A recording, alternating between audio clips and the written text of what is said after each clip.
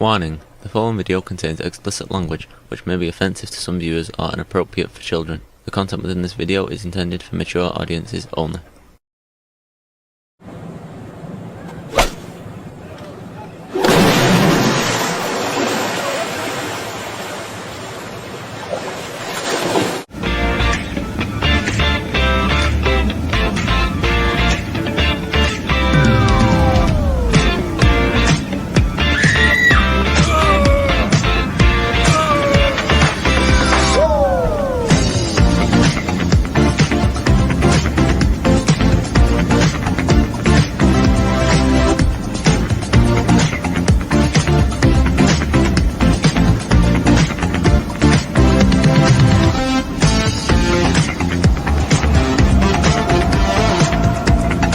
Hey everybody, it's Jeff.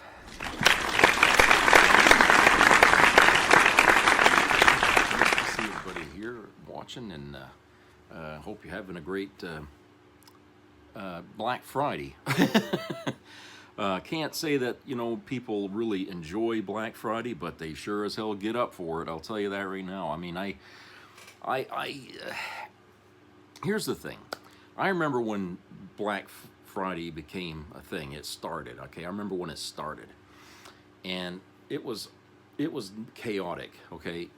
People were getting hurt, killed at the stores, waiting for the store door to open so people could climb in there and start digging and pulling out shit that was 70-80% off, okay? And and for about, I don't know, 4 years this was going on. They finally decided, you know what, we better do something, because every time we do this, people get hurt. There's a fight breaking out in the fucking store.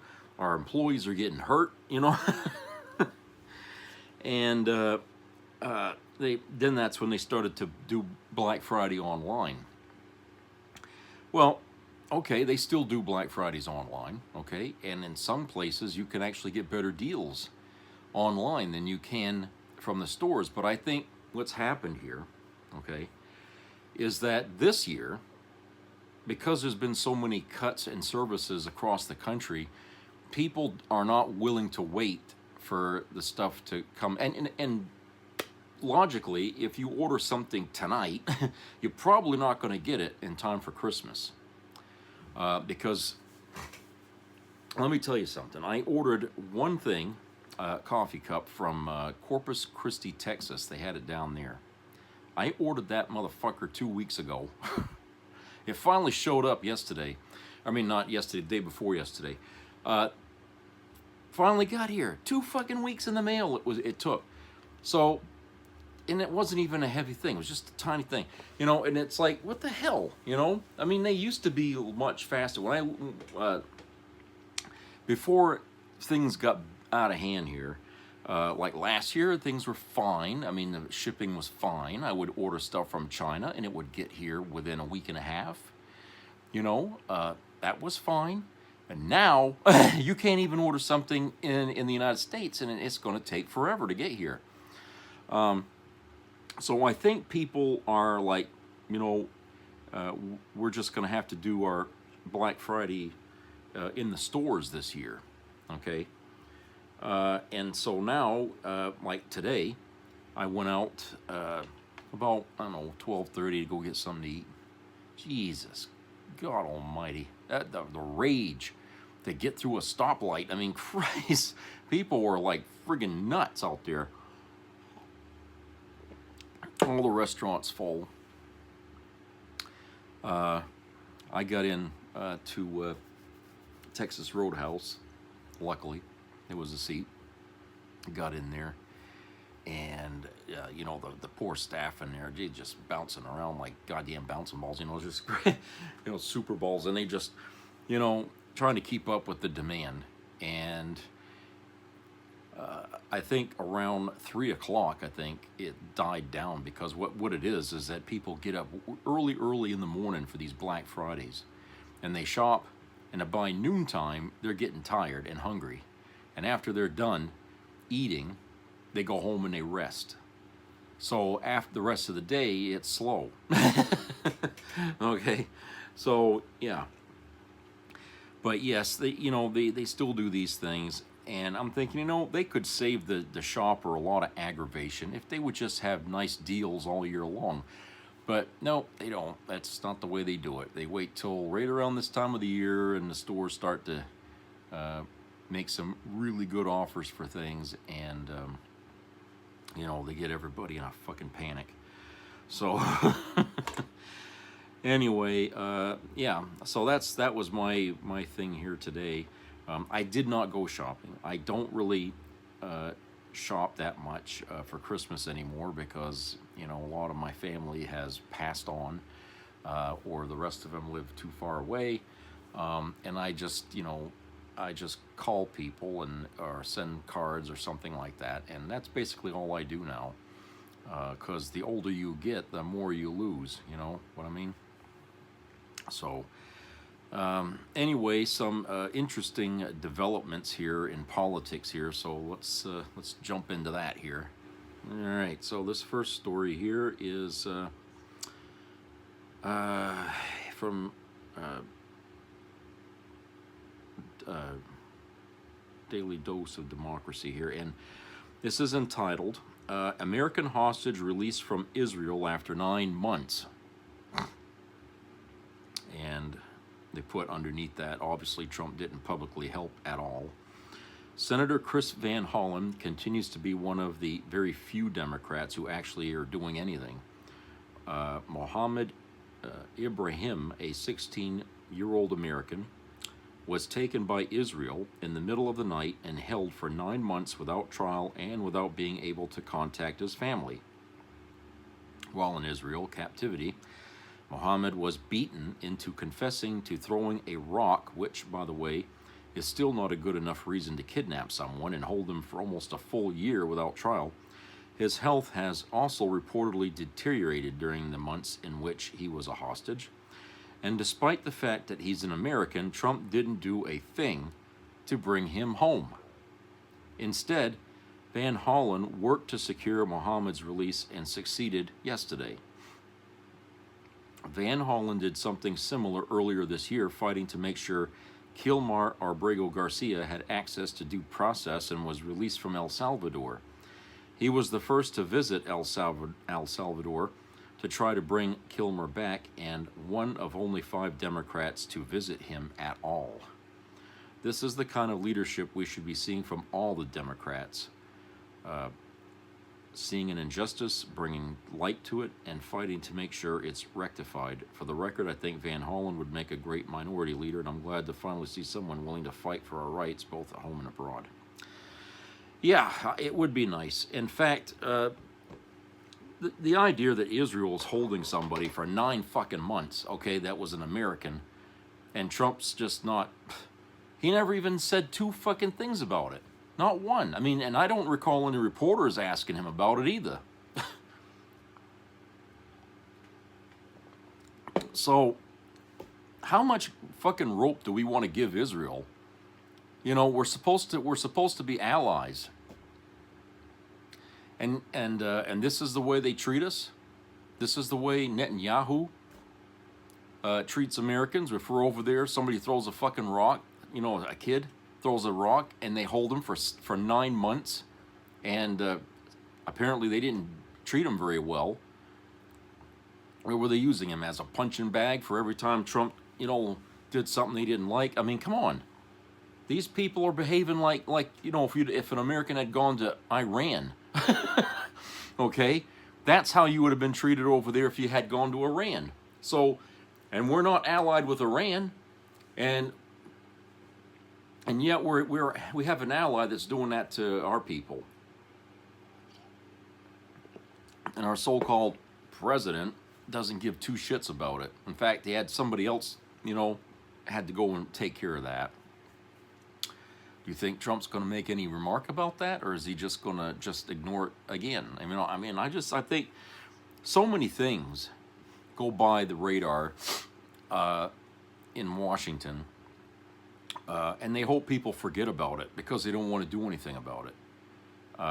But fortunately, some people are not forgetting about these things that Trump's leaving behind here. Okay? And right now there's a lot of pushback against Chuck Schumer and Hakeem Jeffries. They're really getting pissed at those two for not fighting the fight. Okay, and so there's like an internal feud going on in the Democrat Party where the really progressive Democrats are turning their backs on the establishment of the Democrats. Okay, the older crowd. And I say, you know, this was a long time coming. When you keep voting people back in over and over and over again, they get older, they start to get more dubious, you know, all of a sudden they start, you know, siding with the enemy, as it were. And before you know it, you ain't got a fucking progressive Democrat. You know, you got someone that's centrist, you know, middle of the road. And we don't need that right now. That's not the kind of leadership we need in the Democrat Party. What we need, is more fighters, because the Republicans sure as hell ain't going to come to the middle. We know this. So I think that, you know, people in this country, we really, you know, if we stand together and vote out the older crowd, the people that have not really been doing their job as they should be, because hey, they work for us now. Remember that. They work for us, and if we tell them we're not happy about something, they have to do something. If we're not happy with the way things are being run in the government, they got to take steps, you know, to change that.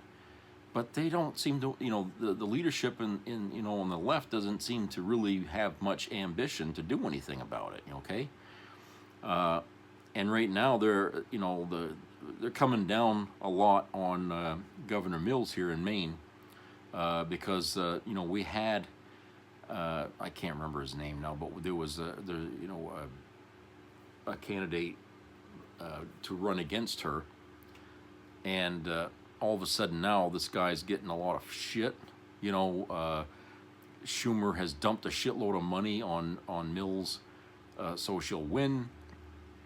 So a lot of people in the state are mad because they, you know, Mills's time is coming out, and they want somebody that's more progressive, that'll fight more against Trump and what he's doing. Okay, and I mean, I don't know the guy that was running, that's, you know, campaigning against her and stuff like that. I don't know. You know, he's a former military guy. He comes across as, you know, grassroots. But, you know, there is that attitude out there that Americans want fighters now. And they see Mills as, you know, well, she's not young. But they see her as like the establishment now because, you know, things, even though, you know, I think she's done a good job as governor. Okay, I can't, you know, really hate her or dislike her. Okay, I think she's done fabulous for the state, especially during COVID. She did a good job. But, you know, right now there's, because of everything going on in Washington, D.C., you know, people, not just in Maine, but all across the country are screaming for fighters, okay? And if you're not acting like one and you don't look like one, you're not going to get your job back, you know? So I think there's going to be a lot of changes in the Democrat leadership next year. I think there's going to be a lot of surprises because, you know, the what do I call it, the far left, they're uniting, you know, in Congress, and, you know, they're not going to let big money from the established Democrats drive them away, and they're going to go around and let people know when they're campaigning what these people's records have been during all this time. And I think it's going to surprise some people to find out, you know, just how Democrats have basically let things slide with Trump. And hell, I even know that. Okay, there's a lot of times, you know, Trump does something, we know it's illegal, everybody knows it's illegal, and, you know, a lot of times nobody says anything. You know, even AOC, you would think this year this would be the time for her to shine. But even her, she's been, kind of, not really there. And I'm thinking, well, what the hell gives? We expect her to fight, and if she wants her seat back, she's got to fight. So I'm just saying that we're a lot of people on the left are looking for fighters. That's what they're looking for next year. So if the Democrats campaign as fighters, okay, and they get voted in, they better deliver. They can't just use the words and the rhetoric to get themselves voted in. They're going to have to fight. So yeah, I mean that's kind of what's going on right now with Democrats. Now some more developments here from the shooting in D.C. here. So let's look at this here. Trump vows to permanently, quote, permanently pause, unquote, migration from poor nations in anti-immigrant social media screed. On the same day, our weary nation paused to give thanks to soup up the spirit of America's immigrant and native ancestors who broke mythical bread together on these very lands some 400 years ago. Our wannabe dictator delivered an altogether different Thanksgiving message of his own. Donald took to his social media platform and vowed to, quote, permanently pause migration, unquote, from poor nations and promised to expel millions of immigrants from the United States by revoking their legal status. Someone at the White House might want to check on Stephen Miller. He's liable to have a heart attack from all the excitement and delirium Trump's vile, reprehensible hate is undoubtedly triggering. Yeah, see, he's going to use what happened, as an excuse to double down on the shit that's pissing off the country. And even though he knows his approval ratings are just going, down like the NASDAQ, he don't give a shit. He just doesn't give a shit. And you still have to wonder why. Any other president in his position would be worried about their approval numbers going down, and they would stop doing what it is that they're doing. Because let me tell you something, folks, there was no impending need to kick people out of this country. Okay? He called them criminals. He called them drug addicts. Okay? He tried to paint the worst picture possible of immigrants when they were anything but. These people were hard workers. They paid into our tax system and got nothing back from the IRS like the rest of us do. Okay? So, like I said, these people were not hurting anybody. But Trump couldn't stand them. Okay? And he promised to get rid of them. And of course, that flies along with a lot of other idiots in this country who think the same. So, now that this thing happened, the shooting, now he wants to crack down even further. So even if you're not an illegal immigrant, you might lose your fucking status anyway. Okay? You see how we are slowly going into the point of Americans being rounded up and deported on a whim? Everybody, we all said this was going to happen. We all said this. The Democrats did anyway. The Republicans just wouldn't believe it. But we were saying back then, you give this guy an inch, he's going to take a yard. You watch. We were saying that. Fuck around and find out. Well, we're finding out. We were right. We told you this was going to happen. And that's going to happen. Before it's all said and done, he's going to have ICE out there rounding up people who are citizens in this country, anyone that he doesn't like, and they're going to be gone. They're going to end up sent to God knows where. You'll never see them again. Now, that might be good news for people in MAGA, but that's certainly going to sour the fucking milk when it comes to, election times and stuff like that. And if Trump thinks he's going to dodge that bullet in any fashion so he can maintain his power, that's only going to backfire on him even more. Okay? There's no good ending for this. There's no good outcome for Trump in any of this shit that he's doing. Okay? No good outcome at all. And if it hurts Trump, it's going to hurt MAGA. It's going to hurt all of MAGA's political structure. Okay, they're going to bring down the house on their own head, is what's going to happen. Okay, and I feel like, learning things the hard way is the thing that never dies. A lot of people, you can't tell them when they've gone wrong. They just got to learn it for themselves. And this is how it is. You would think that when history showed us something that we'd learn from it. No, we didn't. We forget. We have a knack of repeating history because we're stupid. Okay? We are stupid. People have no fucking desire to read history. Okay? They don't care about what happened before. In their minds, history began the day they were born. Everything that happened before that doesn't matter. Okay? We get people saying shit like that. Even celebrities saying things in that effect. And they won't acknowledge what came before. They don't learn from history. And so by doing that, we've set ourselves up. That's really kind of what is, the catalyst of why the country's coming down, is because we're repeating all the same fucking mistakes. We didn't learn anything from it. So,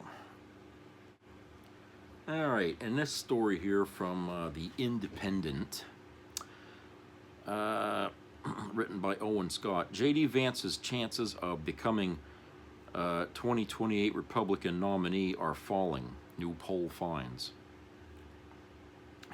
Vance's lead in the polls could be collapsing because of his association with Trump, according to an expert. Let's see. J.D. Vance, chance of becoming the GOP nominee for president in 2028, have taken a dive, according to a new poll. A survey looking at potential successors to Donald Trump has seen the vice president's lead and a list of theoretical candidates narrow significantly in recent months. In August, Vance had a 20-point lead over the second most popular choice, Trump's son Donald Trump Jr., with a 36% share of votes to 16%. By October, while Vance was still on top with 38%, Trump Jr. had started to close the gap in the McLaughlin and Associates poll with 20%. And in the most recent poll in November, the vice president's margin continued to fall, according to the survey of 439 voters conducted between November 17 and 24. Vance's lead over Trump had plummeted to just 10 points. The latest results put Vance at 34% and Trump Jr. at 24%. Mark Shanahan, an associate professor at the University of Sussex, believes Vance's apparent fall in popularity is linked to his connection to Trump. Well, of course it is. Okay, quote, the issue for Vance is that he's too closely tied to this administration, unquote. Shanahan told Newsweek, quote, for the moment he has to be in lockstep with the president. If he's not, he simply isn't doing the job he has been elected to fulfill. So while Trump's polling is languishing, Vance suffers, unquote. The president's polling figures have collapsed in recent months, with every major poll giving Trump a negative rating for the first time ever. Even a Fox News poll suggested that 61% of respondents think that Trump's administration has damaged the economy, with only 38% approving of his economic strategy. A further 76% said that they view the economy negatively, with Fox analysts pointing to the fact that this is, quote, worse than the 67% who felt that way in July, and the 70% who said the same at the end of former President Biden's term, unquote. Surveys carried out by YouGov, Gallup, Ipsos, RMG, Research, Morning Consult, and Quinnipiac also showed that the president had a net negative approval rating from voters. However, the White House has defended the president's economic record, arguing that Trump has, quote, already delivered on many of the promises he was elected to enact, unquote. Sure he has. Quote, Trump has secured the border. Tackled Biden's inflation crisis. Lowered drug prices. ended taxes on tips, overtime and Social Security, cooled inflation, deported criminally illegal aliens, implemented important reforms putting American workers first, and more, unquote, White House spokesman Abigail Jackson told the Daily Mail. Yes, of course, they're going to defend Trump and say, oh, all these things he's done are great. Well, it's funny how all these things he's done that are so great are actually the reason why people despise him. Jesus Christ. You know, if they're so great, then they can't, you know, people should be happy. But why is his approval number in the fucking tank? Certainly ain't from messaging from Democrats who've been really quiet, you know, for the most part, over Trump's, you know, failures. And the fact that Trump is such a goddamn criminal and the Epstein crap is dragging him down because he won't deal with it and show that he's innocent if he is. Okay, that's pissing off his own base because they want to defend the guy and say, oh, well, the Democrats are just, just smearing him. Okay, well, their argument can't hold any water until Trump proves it. Okay, if it's like when Trump was telling Barack Obama about the birth certificate thing. Is he really American? Well, the Democrats were saying, well, he'll produce it, and they were taking forever to do that, and then finally they did. But in the meantime, Republicans are saying he ain't gonna produce it because they know he's not an American. He shouldn't be president. Well, their own strategy here is worked against them when it came to Trump, because now Trump is they're demanding transparency, which he promised he would give, and he ain't giving it. Okay, he ain't giving it, and so that's hurt his approval numbers, and he still ain't giving it. Okay. So, like I said, this is bullshit propaganda here from Trump's cabal of assholes. Okay, trying to, again, he should have the Nobel Peace Prize. Okay, or the Nobel Peace Prize. As Kathleen Leavitt had called it. But yeah, no, they want to make him sound like, oh, he's such a great leader. Oh, he stopped 17,000 wars and all that stuff, and they can't even name one. Okay, and all these they just keep putting things on his record that don't deserve to be there, and no one's buying it. Nobody's buying these fucking things. I don't even know why the press even bothered to interview anybody in the fucking White House, because they're all gonna lie. They're all fucking liars, every goddamn one of them, and the people know it. The people know it. And some of the lies are so obvious, I mean, it's laughable that he would even say it. Because, Trump assumes that everybody's stupid. He assumes that he likes stupid people, but he assumes everybody's stupid. Well, that's not the case, Trump. Some people are actually smarter than you, okay? And they follow the fucking news, they follow the history, they know what's happened, and they know what you've done. And so, you can't go through life expecting everybody to be the same. There's smart people out there, and they're not on your side, okay? All the time. People are coming forward, shooting down your fucking lies, and you just keep right on line. You double down on the lies. Like, well, if I say it, then it is true. No, if you did say it and you expect people to believe it, well, that would mean you still had some credibility. But since you don't, it doesn't do any good to just say, oh, well, it is true. I did it. I did all these things. Okay, you did that during the campaign. We knew it was lies then. Okay, you're doing it now. The press are used to hearing these lies. But you're not understanding that we've caught on to your fucking shtick. That's what you don't understand. We know what you are. People know that. And the ones that don't just simply don't want to know. Okay, they're willfully blind to what you do because they're in this combat mode of politics. Where nothing our side does is wrong. It can't be. It's always them.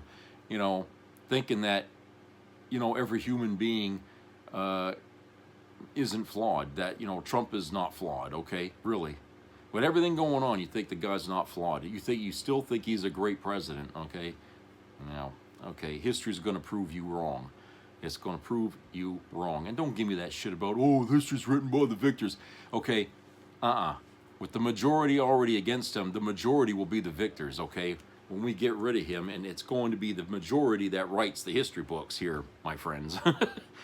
So, and the idea that his son wants to run for president, okay, I can't think of a worse candidate to pick. I mean, is that all the Republicans can offer as another Trump? I thought we were sick of dynasties in our government. Okay, remember the Bushes and the Clintons? Everybody's mad. Oh, it's always got to be a Bush or it's always got to be a Clinton. So now it's always got to be a Trump?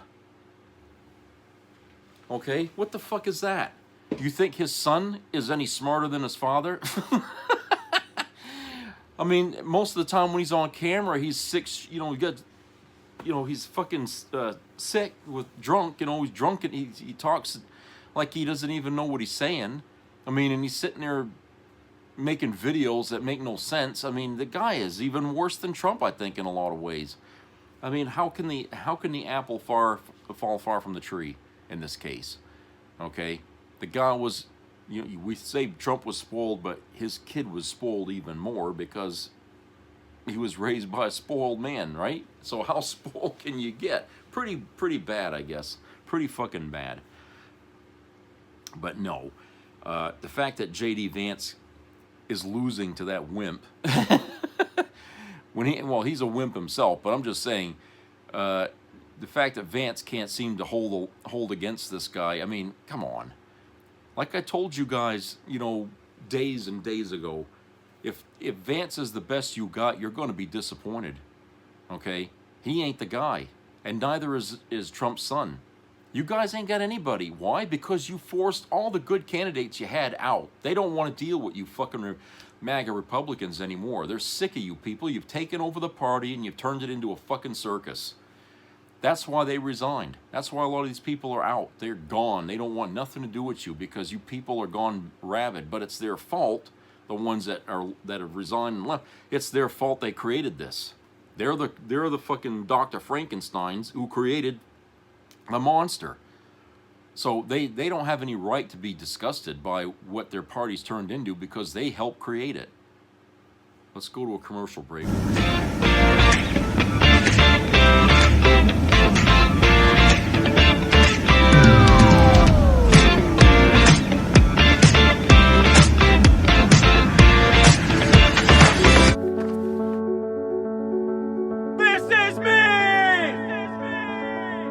I'm Alex Curtis. I'm a lobsterman in Maine, and this is me. I'm Roxy Sugar, and this is me.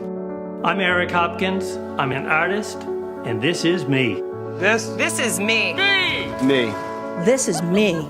This is me. At the end of the journey, the main thing is you. Original. I thought I'd just get head spins, not nicotine poisoning. Oh my god. His vape taped. I wanted to be social. I didn't want the addiction that took over. I thought it was just a bit of fun, but not being able to breathe because of lung damage is definitely not fun. It's proven that vapes cause real harm. Every vape is a hit to your health. For more proof, search vaping harms.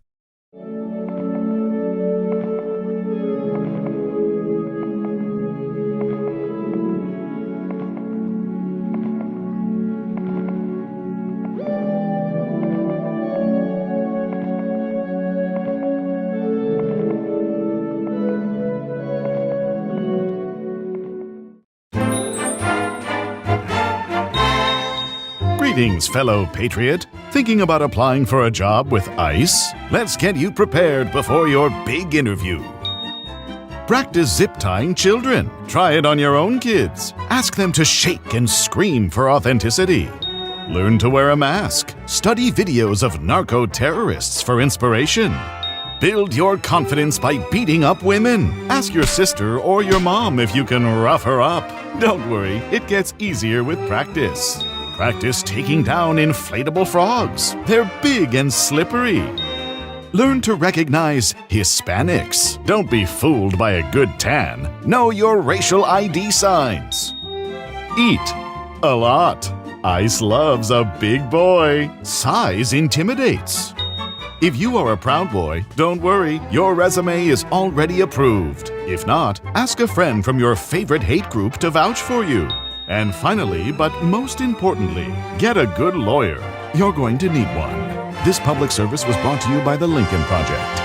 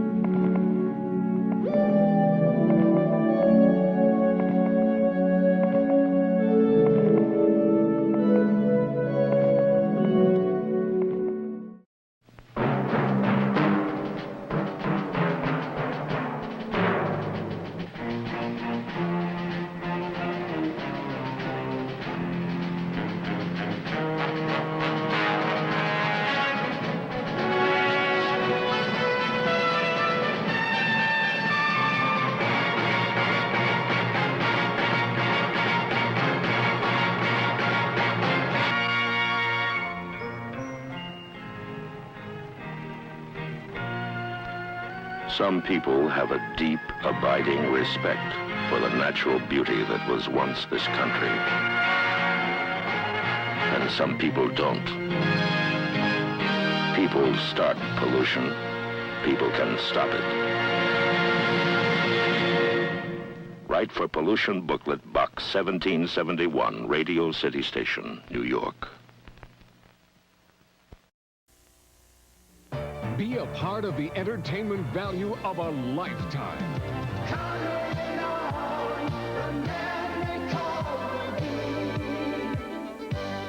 I loved it. It was the best performance I've seen in a lifetime. I loved the show. I liked it very much. He's a very entertaining man. It's well worth the money. Now appearing in Charlottetown, coming to Halifax November 6th to the 18th, and St. John November 20th through the 26th.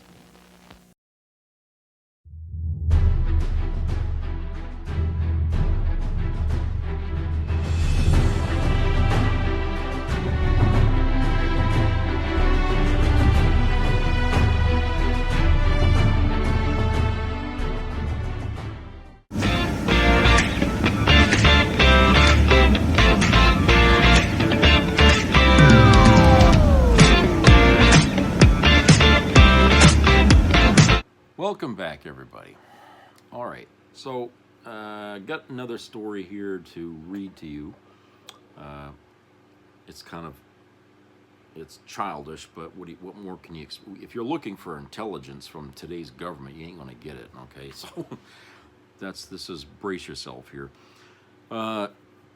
Tim Walz fires back at Trump with pointed dare after President hurls a slur in late-night Thanksgiving tirade. It took Governor Tim Walz just 4 words to put the tirading MAGA cult leader properly in his place following yet another unhinged social media screed, this time targeting Minnesota and its Somali immigrant population. Trump called the 2024 Democratic vice presidential nominee, quote, seriously retarded, unquote. Way to keep it classy, Donnie. And cooked up a fantastical story about marauding Somali gangs, quote, taking over, unquote, the entire state, a la Mad Max. It's the sort of hysterical xenophobia we've come to expect from the 79-year-old nincompoop in chief, and it prompted a pitch-perfect response from Walz, quote, release the MRI results, unquote, and that is how you drop a mic. Yeah.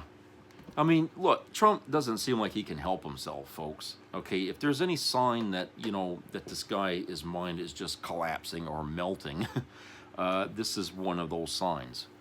Okay, the fact that he spends all night on his Truth Social thing, basically typing out whatever stupid thought comes into his head and throws it out there. I mean, why does he do that? I mean, he knows that people are going to pick it up and they're going to laugh at him, you know, about doing this. I mean, it's like, hey, if he steps outside without any clothes on every night and then he gets mad when people laugh at him about it, then stop stepping outside without any clothes on. Why does he keep doing this? If you know, and why does the administration let him keep doing this? I mean, it must be a fucking nightmare working with a boss who's constantly, you know, embarrassing the entire staff, you know, by saying and doing stupid things. You know, would you work for a company that had a boss like that? Of course you wouldn't. Okay? But these fucking people that he found to work with him in his administration, not a damn one of them has any class at all. Okay? So they let this guy get out there and say things like, oh, he's retarded. Okay? And you know, Pam Bondi and the others, they're all just quiet about it. They don't care. And what they'll do is if the reporters ever ask about it, they'll just come back with, oh, well, he is very spirited about doing the right things and stuff. You know, they try to spin it around like we didn't hear what we heard. Okay? That's what, Catherine Leavitt is good at. Spinning everything around to make it sound like, oh, you didn't hear that. That's not what he meant. Okay? Come on. You know? And it's like, you know, this is the way that things are with this guy. Everybody that works with him, they always try to make us seem like we're not seeing the truth, when in fact we are. Okay? And, you know, there was a time when a guy like that, okay, would have been reduced to nothing, really. We had more morals, more class in this country, and it wasn't that long ago. Okay? We knew a fucking con man when we saw it. But now, con men seem to get by, you know, our radar, our bullshit meter. I mean, it just seems like, you know, nobody cares anymore, you know, and it shows in the leadership that we pick. And it's like we don't, you know, who cares? Who cares anymore? You know, and it's like, well, if you feel like that all the time, nothing is ever going to get better. It just won't. So you got to stop thinking who cares and start saying I care. Okay? I fucking care. You know, I don't want to see my kids grow up in a shithole world because I sat home and didn't vote, or I voted the wrong way or something, and, you know, and didn't correct the problem. You know, I want to be able to do something, okay? You want to be able to do something. You bitch, I got to pay my bills. I got to take care of my family. Well, you got that much of your priorities set. But as an American, you got a little bit more responsibility there as an American, because we don't live in a country where we just throw all the responsibility of running it on the laps of the people we elect. It's still on our lap too. Okay? That's why it's we the people. Okay? So when we screw up and we put somebody in office, you know, they wouldn't be there if it wasn't for us. So let's see what else. Trump says the United States will, quote, very soon, unquote, take action on land to stop alleged Venezuelan drug traffickers.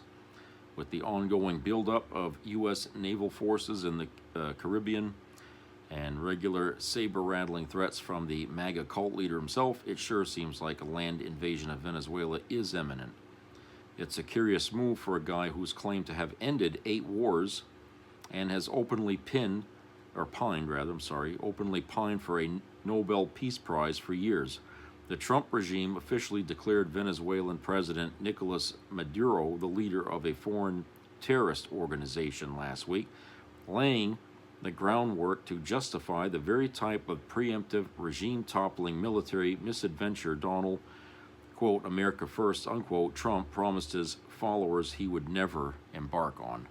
Well, it's like I said, he lies. He lied all the fucking time. People fell for it, okay? And at the same time, he wants to sell himself as a peacemaker. You know, Jesus Christ.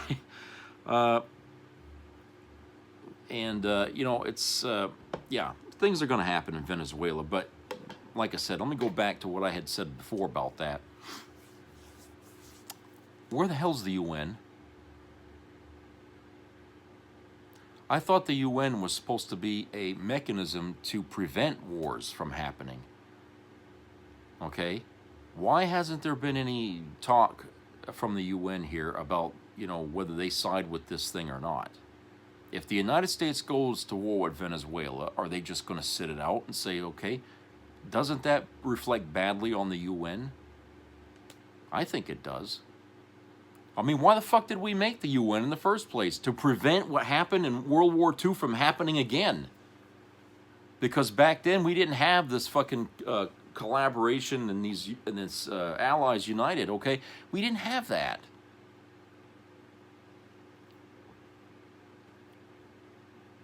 So here we go. We got and this time it's us, right? Our own fucking leadership going around acting like a fucking Adolf Hitler, trying to attack this country, attack that country. You know, let's go after China, let's go after Mexico. You know, he's always on the fucking warpath. And he wonders why nobody believes him or thinks he deserves to have this Nobel Peace Prize. Okay? He wonders. He wonders. And he has a fit about it. It's like, Trump, you don't even understand what the hell you're doing. You can't. Because if you did, you wouldn't get all upset about it. You would expect it. You would expect the American people not to agree with what you say about stopping wars and all, okay? But he expects us to swallow whatever piss thing he ever says out of his mouth. Like I said, he thinks we're all stupid, but you know what? We ain't. There are a lot of people in this country that are smarter than he is. They know when he's lying, okay? They know when he's full of shit. Now, this next story here is gonna really piss you off, okay? Now, this coming from people that voted for him. These people who voted for him were people who, you know, you could say they were in support of not wasting federal dollars, okay? That you know, don't waste my money for frivolous shit, okay? I mean, not only are they against, you know, taxes, all whatever. Okay, but they're also mad that the government spends so much money on stupid things, okay? This is from the New Republic. Trump's FBI spent nearly $1 million on redacting Epstein files. A new report reveals the FBI's frantic, quote, special redaction project, unquote, when they thought the Epstein files would be released.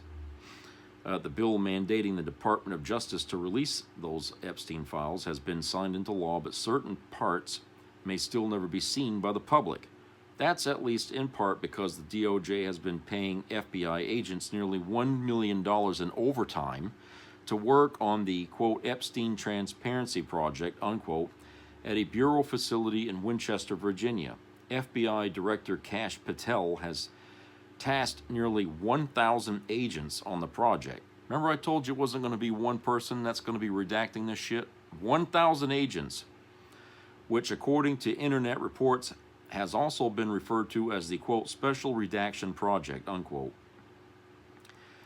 Between March 17 and March 22, the Bureau spent $851,344 according to a Bloomberg report, and agents racked up 4,737 hours of overtime pay between January and July looking through the DOJ's evidence on Epstein. This included the investigation into Epstein's 2019 prison death, as well as, quote, search warrant execution photos, unquote, quote, street surveillance video, unquote, and aerial footage. The DOJ's remaining unreleased Epstein documents amount to nearly 100,000 pages, and Patel and Attorney General Pam Bondi have told the FBI to flag every mention of Donald Trump. There are also 40 computers and electronic devices, 26 storage drives, more than 70 CDs, and 6 recording devices collectively containing over 300 gigabytes of data. Physical evidence includes photographs, travel logs, employee lists, over $17,000 in cash, 5 message tables, blueprints, five massage tables, blueprints of Epstein's Island and Manhattan home, 4 busts of female body parts, a pair of women's cowboy boots, 1 stuffed dog, a logbook of visitors to Epstein's private island, and a list described as a, quote, document with names, unquote, which could be Epstein's rumored client list. It's no secret that Trump, backed by his allies in Congress, fought long and hard to delay the Epstein files release, only to relent last month when Representative Adelita Gravala was sworn in and cast the last needed House vote to authorize the release. This project, ostensibly to protect the privacy of Epstein's victims and people not involved in his crimes, could also be a way to prevent exposing Trump and his allies when evidence gets released. Of course it was. I've been saying that all along. That's the reason why they're dragging their ass on this thing, and why they got all the people on their damn party screaming, "Where the hell are the files? Release the file." Think. Why do you think he was sitting on that shit and nobody was moving on it? Pam Bondi made the big mistake of opening her yap and saying, "Oh, they're sitting on my desk." I think Trump must have kicked her right in the ass for that. Okay, then they come out and say, "Well, we ain't got any of these," you know. It was too late. You can't put the shit back in the horse. You already showed, that you had it. So now they had to go back and take all those fucking pages, and they hired 1,000 goddamn people, paid them overtime, spent close to $1 million of your money, your fucking money, to cover his ass, so they can redact the shit out of that. So I told you, what we're going to get back is going to be pages and pages of black ink.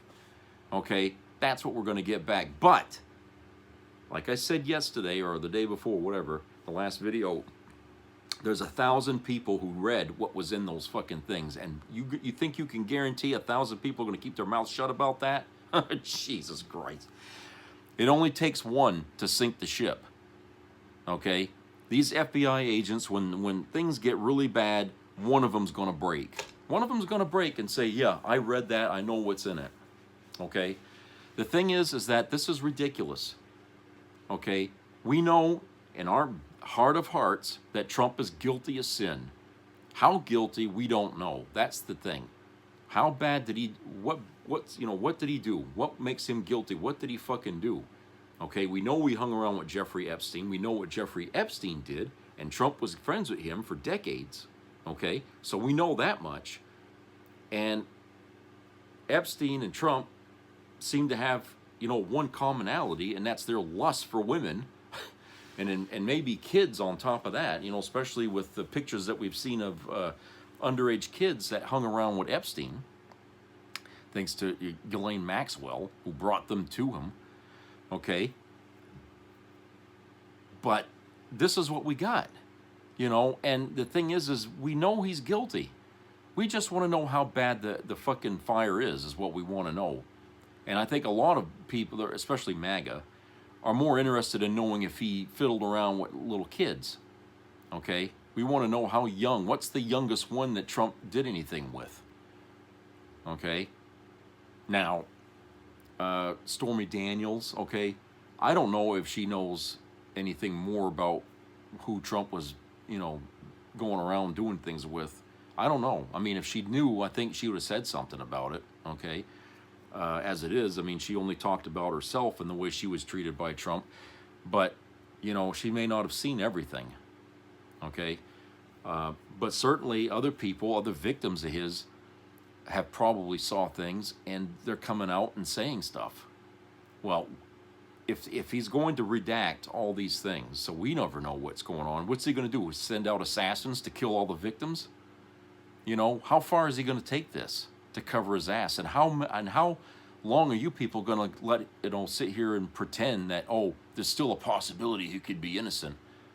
You know, you keep yourself on the fence only because you're ashamed that you voted for that son of a bitch, and that you put a criminal in the goddamn White House. Okay, which no criminal's supposed to be allowed in there. Okay, doesn't matter. He committed crimes. He was, you know, raped a woman, for Christ's sake. You can call it whatever you want, sexual battery or whatever the hell it was, but it's still a rape, and he still had to answer for it. And numerous other crimes. The guy's got crimes, you know, stacked up like Legos here behind him. Okay, and the thing is that he should have never been able to run for the office, let alone win and sit in it. And you guys know this, because, you know, you guys are always the first to, you know, say, oh, Biden or Obama shouldn't be president, all this. So I know it matters to you whether a person is qualified to be in the White House or not, and your guy is sadly and hopefully unqualified. But you don't care, do you? You know, that's why you find yourself in this position where your party, your base is basically just, you know, it's going to pieces. Okay, now this from NBC News, it comes to no surprise to me because I've already been hearing this argument being made by not only people that I see when I go out in public and stuff and talk to others, but, you know, I've seen this online, or the same thing being spoken of. So this is not like a surprise, but I'm just going to read this anyway here. This is written by Ben Camazar. In a poll was released that in a dramatic shift, Americans no longer see a 4-year college degree as worth the cost. Americans have grown sour on one of the long-time key ingredients of the American dream. Almost 2/3 of registered voters say that a 4-year college degree isn't worth the cost, according to a NBC News poll, a dramatic decline over the last decade. Just 33% agree a 4-year college degree is, quote, worth the cost because people have a better chance to get a good job and earn more money over their lifetime, unquote, while 63% agree more with the concept that it's, quote, not worth the cost because people often graduate without specific job skills and with a large amount of debt to pay off, unquote. In 2017, U.S. adults surveyed were virtually split on the question. 49% said a degree was worth the cost, 47% said it wasn't. When CNBC asked that same question in 2013 as part of its All-American Economic Survey, 53% said a degree was worth it and 40% said it was not. The eye-popping shift over the last 12 years comes against the backdrop of several major trends shaping the job market and the education world, from exploding college tuition prices to rapid changes in the modern economy, which seems once again poised for radical transformation alongside advances in AI.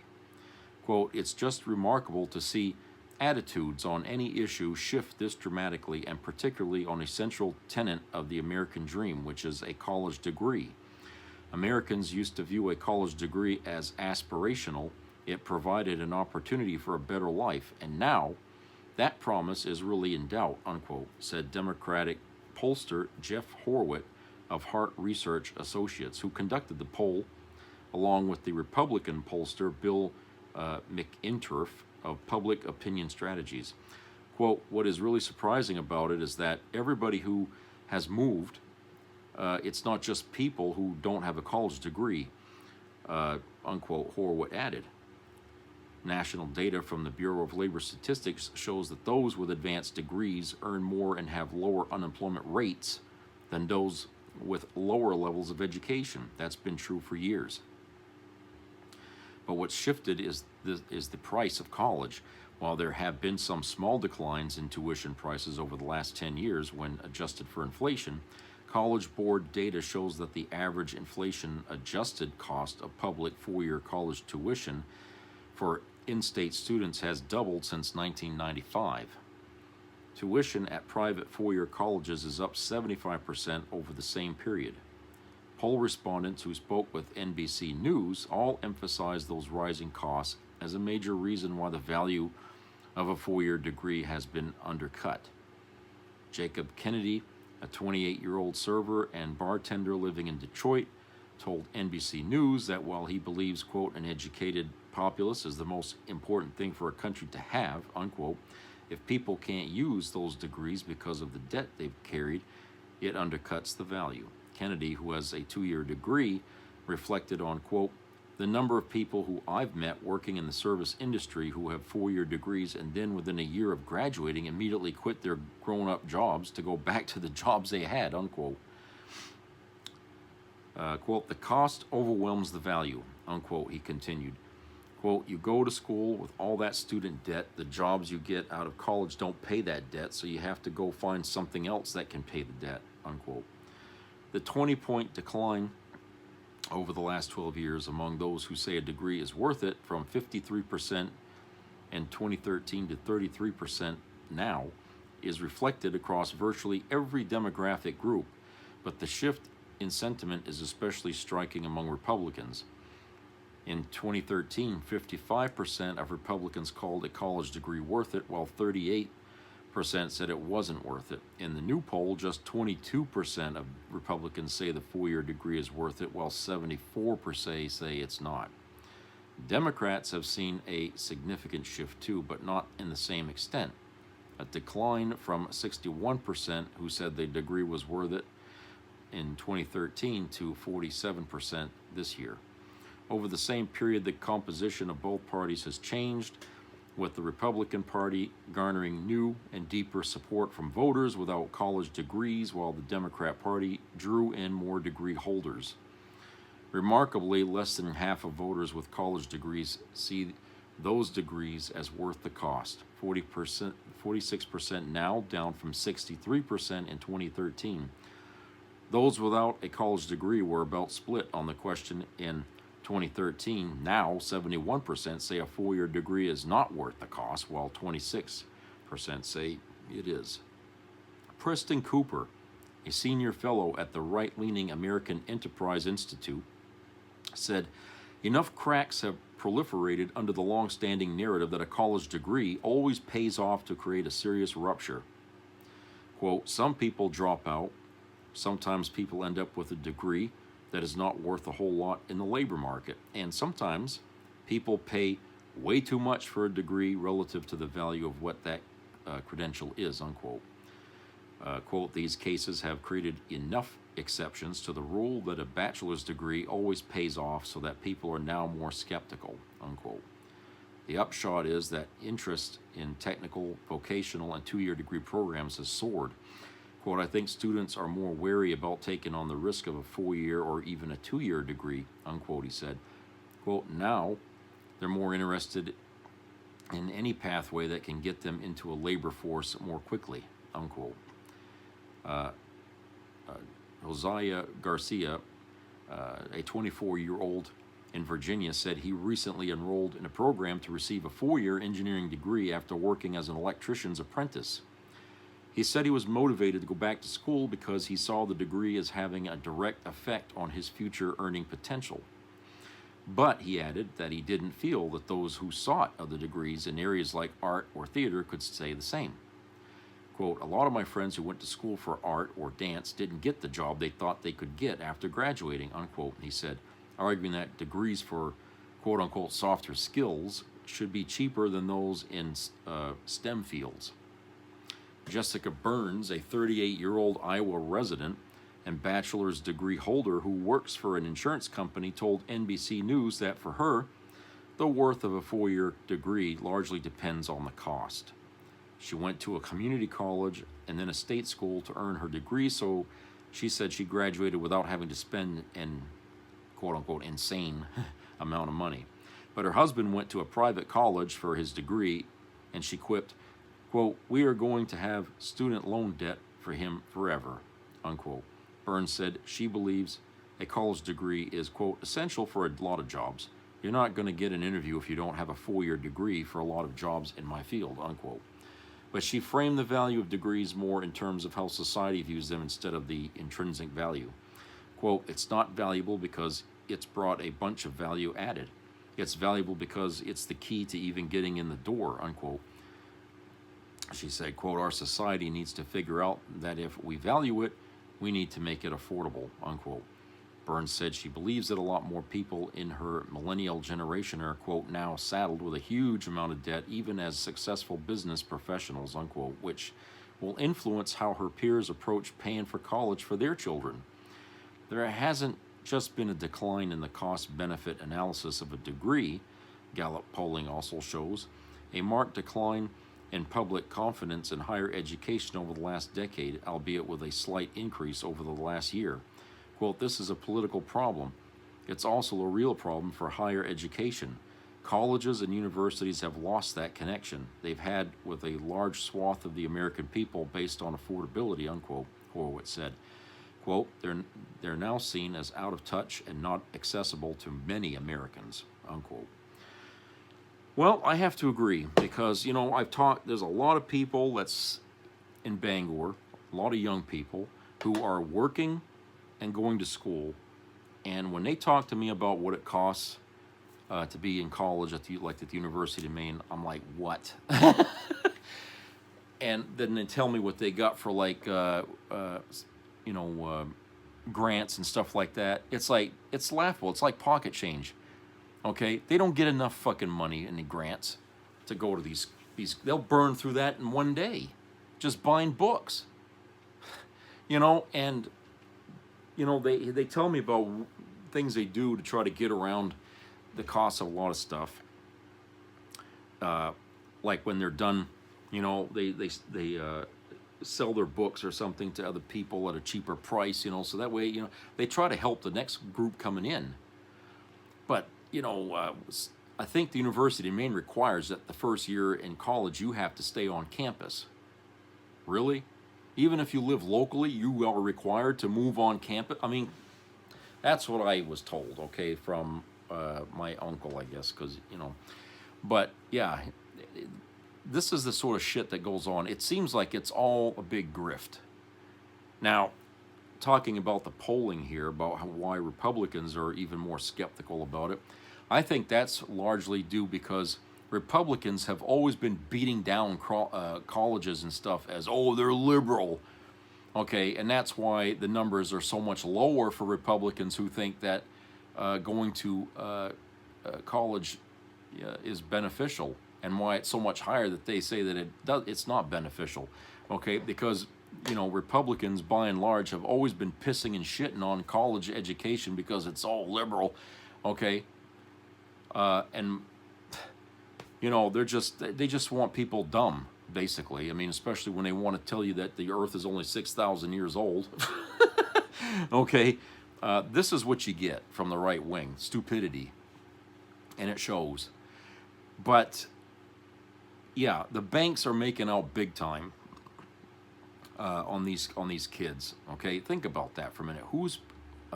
How do these kids get the money in the first place? A lot of them, they go to the bank to take out loans. I mean, in this town, we got more fucking banks than we got restaurants around here. Okay, every 10 feet there's a fucking bank. Why?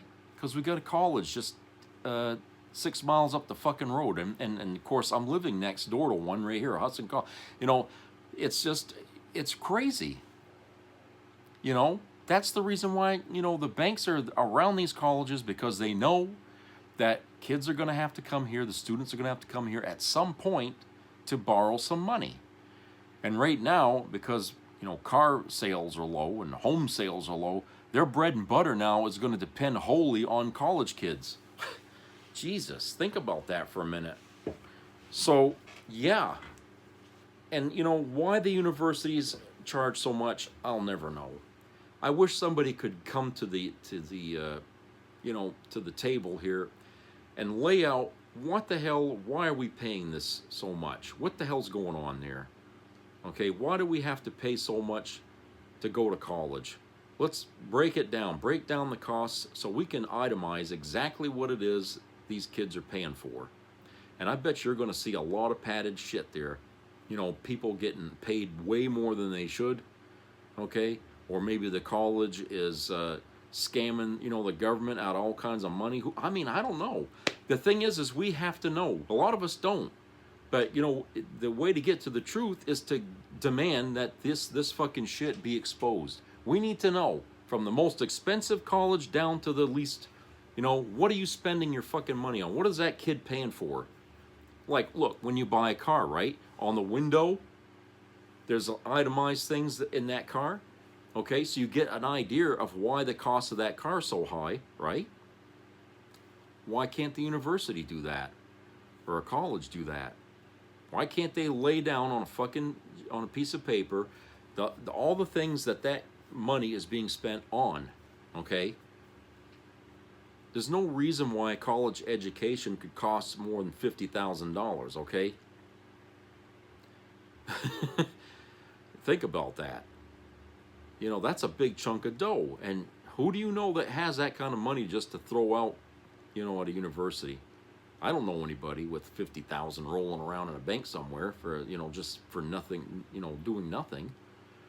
$50,000 could pay off a lot of debt that people have accrued, you know, especially from the previous generation. And think about this, the previous generation, my parents always told me, go to college, get an education.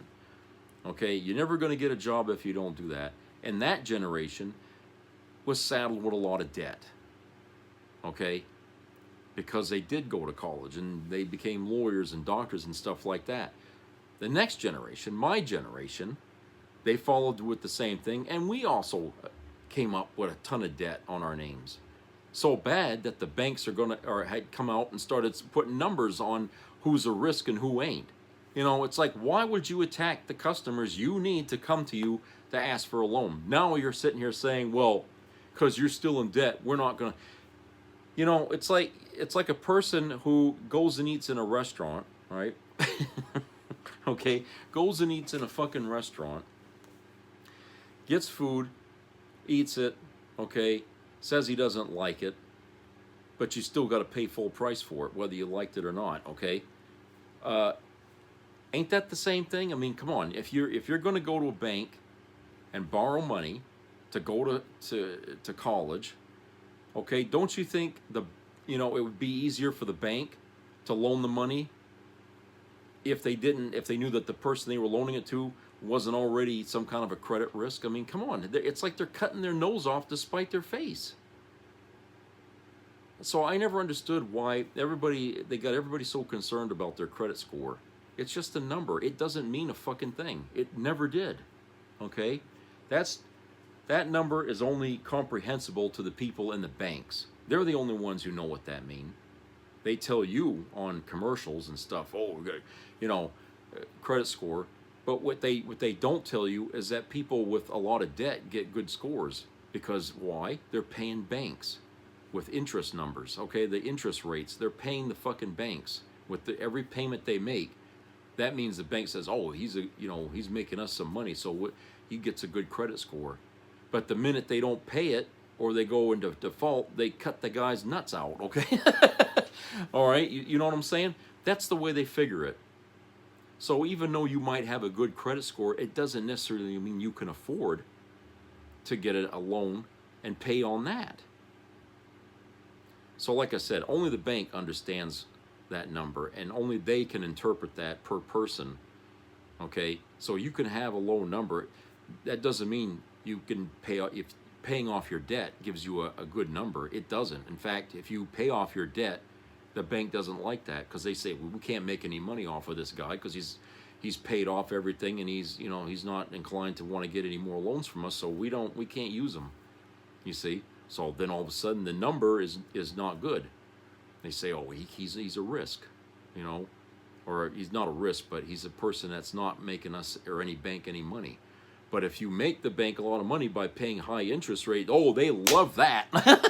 Christ, they want you then. They say, oh, he's got money. We're charging him 20% interest and he's paying it. Yeah, he's got money. I don't know. You know, it's set up to fail everybody that gets involved in, you know, in college. I pity the kids. They're being used, and a lot of them know it now. A lot of them understand it because they saw their parents going through the same damn thing. Okay, some of them with more debt other than just college on their backs, somewhat medical bills and stuff like that, that they never paid off, and all these people died broke, died in debt. Okay, and you can't get blood out of a turnip. So what do you think happens to that fucking debt? Okay. It doesn't translate good in the economy overall. It actually hurts it when you got person after person after person dying with debt unpaid. You know, you can't go to these people and say, you know, you owe me money. Okay, you're not going to get it.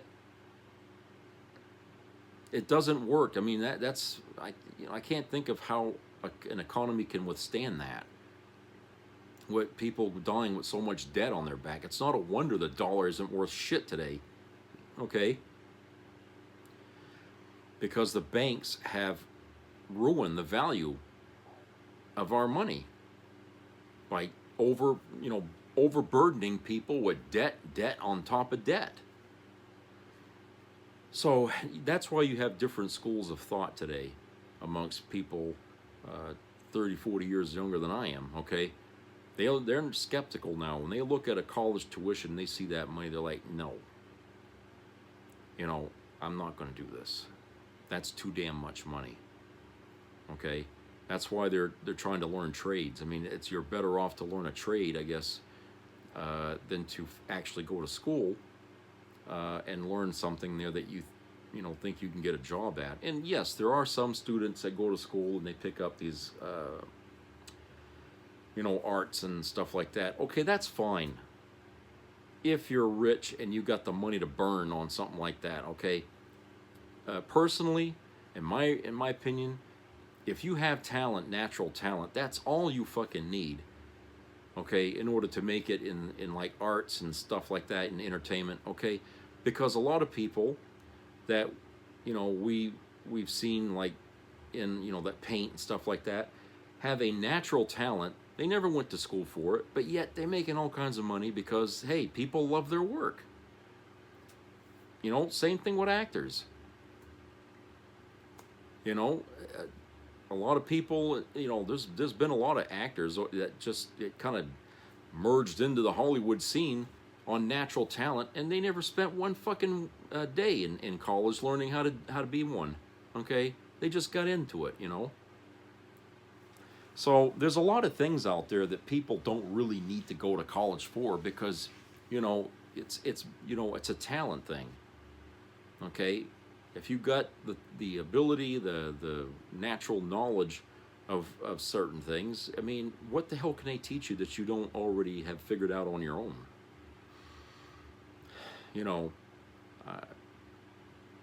I feel like, that's money wasted for a lot of people, where if you're wealthy to begin with, that's okay.